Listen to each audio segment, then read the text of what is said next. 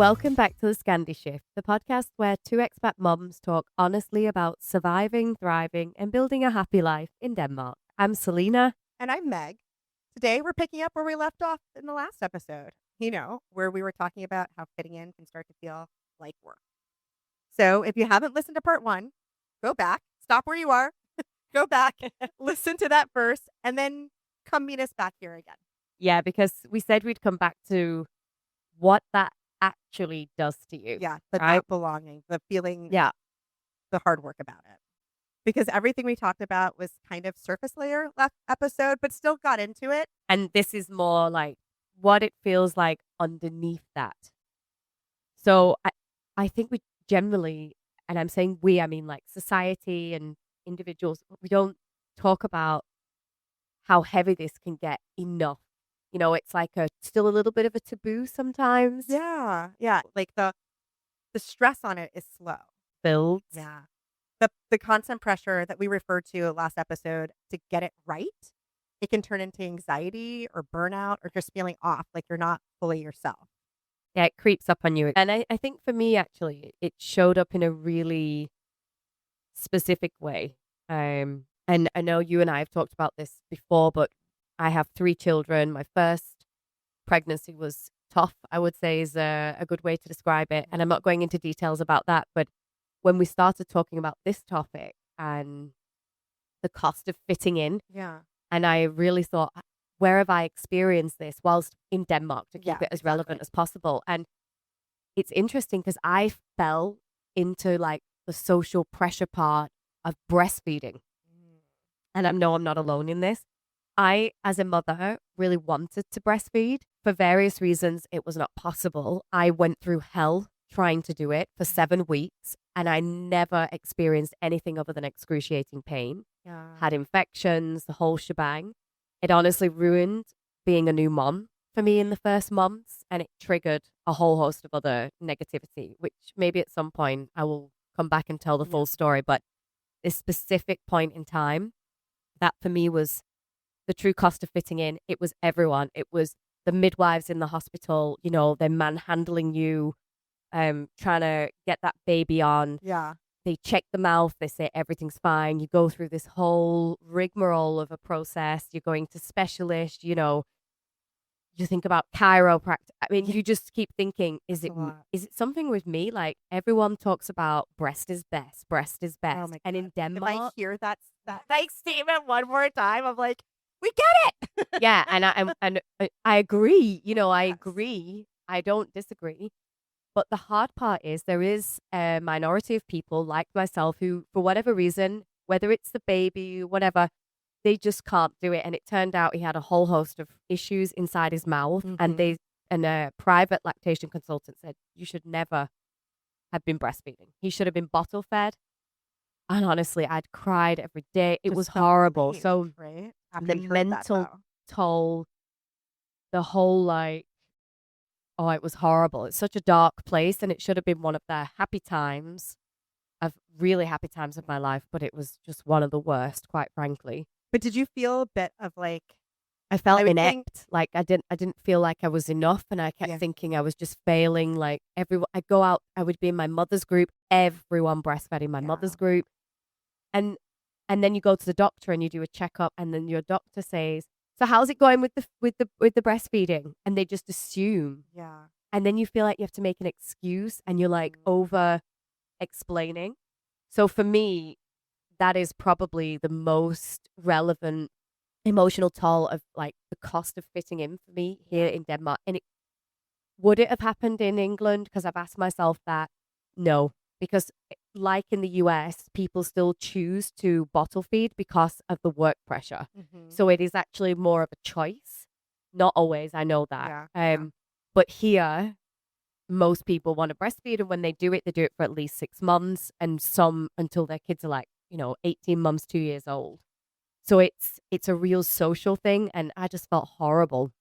And I was failing as a mother. I had all that mom guilt, but I was already suffering from So much. That's a from lot. many things, you know? That's a lot. I think that I would have felt very validated with the specialist telling me he should never have been breastfeeding. I did. I Like, cried a lot when she said that. right? Like the relief of like, it's not me. Yeah, Like, someone's telling me it's okay, Selena. You've done your best. You've done more than you should have done. Just stop. He's not growing. He's not getting bigger because he's crying a lot because he's starving. Yeah. So let's just give him a bottle. And then we did that and everything just started to fix with him. Oh, yeah. I had that pressure for breastfeeding. I won't go into the whole rigmarole now, but here, so because I was in the States, but here for me, it has shown up a bit differently for the pressure of fitting in or the emotional toll.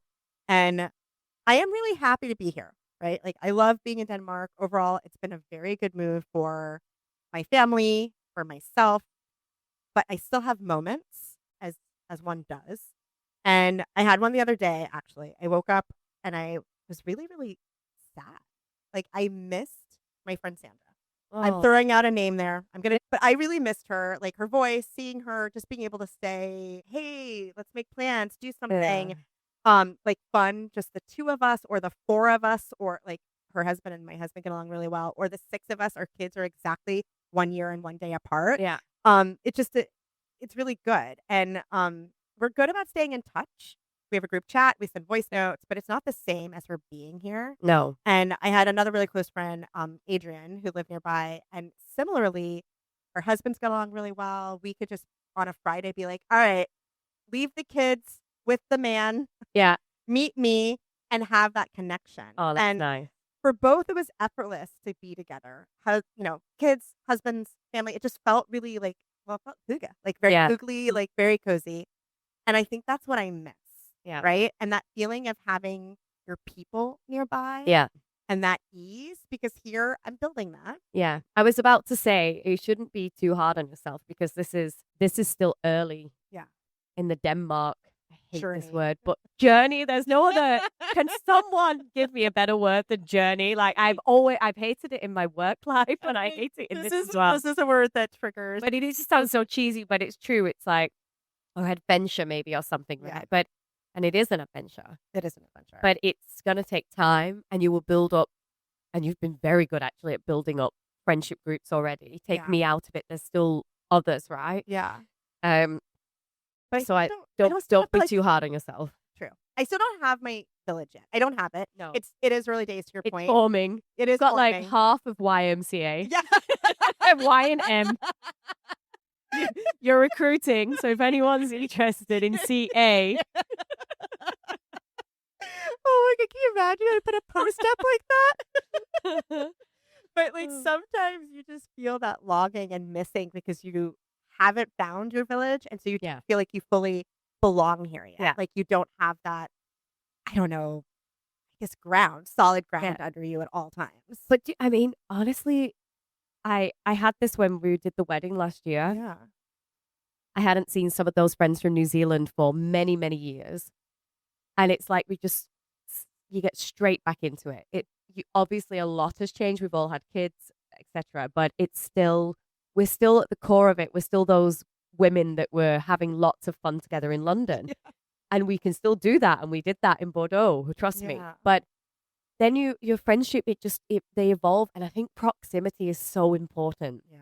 Especially at this point. I feel like we've been talking about perimenopause, and it's like when you go through this and you have these ups and down days, you really need like that person where you can be like, okay, let's go and eat a burger. Yes. Whatever it is. It's steak frites for us, I think. Exactly. That's our thing. You want steak frites? Yeah. Mm-hmm. Let's go. On a bad day. But I think you just need like... And a day Negroni with it. Yeah. I love how you call it a day Negroni. The menu is a day Negroni. It's true. It's a very special during the day market. But it really does resonate. I think it's also this, like, we're talking about it now, but I don't think people do always talk about this. And you can still be happy with your decision of like moving to a new place, starting a new job, having kids. But it is so freaking hard work. Yes. That there are just moments where you can feel lost because you still moved from something. Yeah. And most of the time we can move from something, elements at least of what we really loved about where we lived, right? Yeah. And then you will miss that. Exactly. And I think when you combine that with everything else that we've been talking about, the adjusting, the effort, the feeling of being like slightly out of sync, it can just become, again, a lot. Yes. Yes, it is. Not all at once, but over time. Yeah. Slowly. Exactly. And I also think there's another layer to all this that is a bit quieter, right? Because I don't want people thinking we're complaining. We are actually genuinely happy, but there is an aspect, and if you're listening to this, you feel it too, where like there's some days where you just feel like a fish out of water.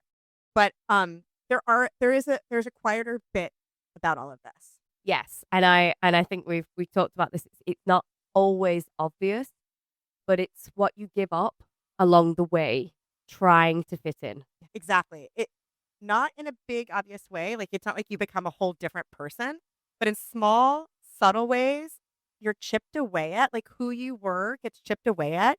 And you, for instance, you might stop saying certain things that you said before or avoid situations where you feel different.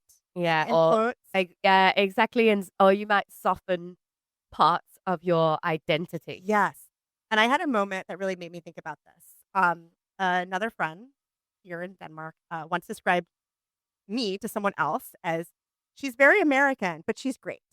And I remember thinking, I don't actually know what that means. That means loud. I'm just going to translate on behalf of everyone who's non-American. It means loud. She's a bit over the top, but she's awesome. She's loud, but she's great. And actually, I don't think that person, in fact, I know the person didn't mean it negatively at all. No, It of course not. Get that way at all. But it did make me. But it's interesting that it's like, she's American, but. Yeah. And it's that word, isn't it? It's like, it's a bit like someone saying she's British, but don't worry, Yeah, you know, not going to try and colonize you. I don't know. She's gonna colonize you. Oh my gosh. But I think it's those things too, when it happens, that you start to question yourself a bit. Like, oh, what does that mean? Or, oh, do I need to dial back a little bit? And it's No. not. Don't do that. No, don't. Although it's like from one loud person to another. Don't tone down. No. No, but I mean, I still think you're very American. Yeah. Like, so when you said it, but in a good way. So and again, but in a good, I wouldn't change it.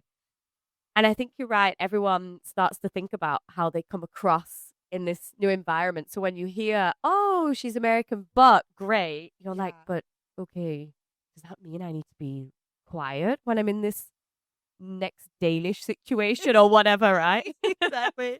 It's just a small adjustments. Like, do you think you're quieter than you were in the States? I am definitely quieter when I'm around a lot of Danes, but that's mostly a reflection of me pretending I understand what's going on. Like I don't. That nodding dog. Yeah. Yeah, that's what she said. But yeah, to that point, like I don't jump in as quickly, and I do hold back slightly. But I don't think it's, it's probably similar to if I'm in a new job where I don't always jump in. Yeah. I might just sort of assess a little bit, but I think this goes further because it's not just, I'm confident in who I am and I'm just figuring out where I fit into this new puzzle. It's more, I'm not confident in who I am here in this culture. Yeah, you're still figuring it out. And again, it is still, I would say, early days in that sense. But over time, I still think that adds up. And yeah, I asked you before about what do you think you've softened? But I'm going to ask you something else. Do you think you've hidden anything to fit in? Yeah, I guess I'm slowly editing myself in a ways that don't feel huge day to day, but there are still changes. And I think it shows up for me in small ways, like maybe a bit less direct than I normally would be, or I hold back a joke that I don't think is going to land or that someone's going to get. Oh, yeah. The dry sense of humor. Yeah. Although I do think Danes actually have a good sense of humor. They do. They're very sarcastic sense of humor. Yeah, but I think that's why the Brits and Danes, we sort of get each other in that sense because we have that same sarcasm. Am I Branglish? Like, because although I am not British, clearly I am an American. I did grow up with a lot of British procedural dramas and comedy. I grew up watching, I freaking watched EastEnders every Sunday while Oh that my long. God. Wow, that's Yeah, and hardcore. I still say roundabout. So I have like a little bit of a You do. Franglish thing going on. Yeah, So maybe. maybe that's why. But yeah, just energy wise, I think I do dial it down a bit. Right. Not with you. And not in a bad way, but just being more aware of the space I'm in. And none of those things feel big on their own. But over time, you do realize, am I actually showing up a little differently than I used to? Yeah, and I think that's the tricky part. You don't always realize that you're doing it. Yeah, exactly. There's probably a tipping point in all of this. Yes. But I don't think the goal is to not adapt at all. So having said all of this, there is a cost to fitting in and there is a cost to adapting and, you know, but I think it's just being aware of what you might be giving up in the process is really healthy. Yeah. I guess foresight to that would be really useful. It's often in hindsight, I find, it's like, oh yeah, I used to say that word or do this, and now I don't do that anymore.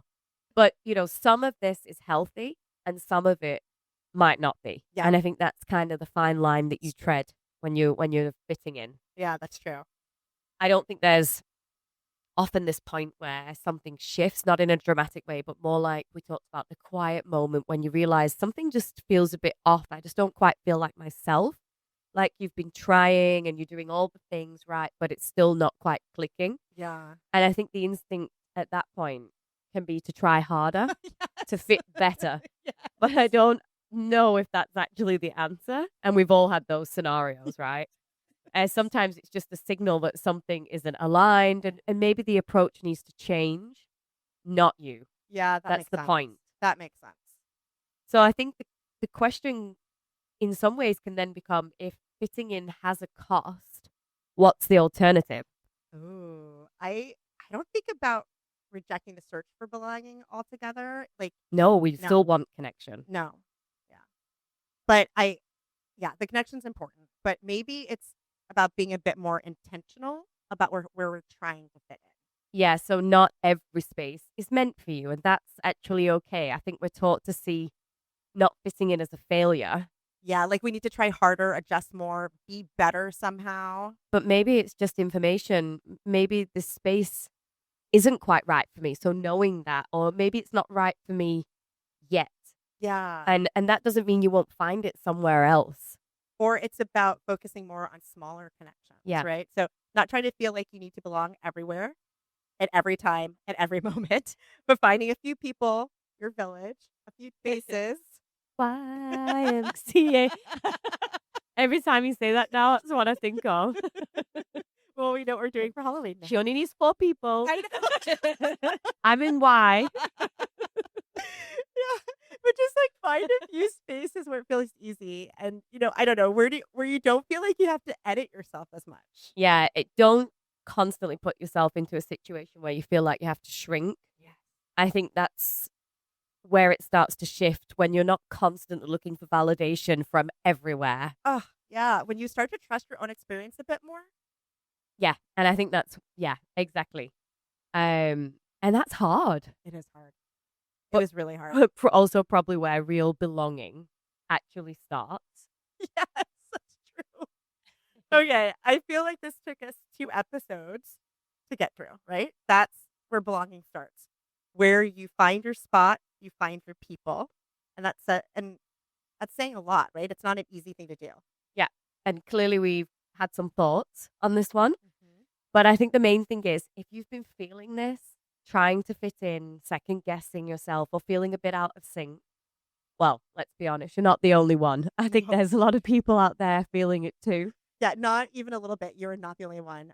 We are in it still. Yeah. Been like 9 years on and 14, 15 months in. I think that given that we're not from Denmark, there's always a degree of this being an adopted home and culture. Right? Yeah, and that phase looks different. The phase of adopting that home and culture just looks different for everyone. Some people move here and it just clicks quite quickly. Socially, culturally, everything feels easy. Yeah, and then there are those others where it takes more time, where you're building things more slowly. Friendships, routines, sense of ease, sense of humor. Exactly. Yeah, exactly. That's a big one. But honestly, most people are somewhere in between. Like parts of it also feel settled and other parts still feel like work. I'm like I in think between. majority feels settled, but I definitely do have some parts where I still can feel I'll be honest, the language for me is the big one. Yeah, we were talking about that Yeah. earlier today. And honestly, if it were easy, right? If this whole journey was easy, oh God, sorry, journey again. I know. If this Ugh. whole Ick. experience was The easy, adventure. everybody would do it, and it wouldn't be much of an adventure, right? Because it just wouldn't have those like peaks. And honestly, some of the things about feeling out of place means when you do feel like you found your fit, you get that like high. Hallelujah. Yes, That's true. exactly. That is true. And yeah, I mean, that is it from us on this particular aspect of belonging today, but we will be back with more from this mini series on belonging. So thank you for listening and being part of our journey. Yes. Thank you. And don't forget to rate, review, subscribe. And you can always reach us at thescandyshift@gmail.com or DM us on Insta at the Scandi Shift. Yep. Tag for a day. Back for a day.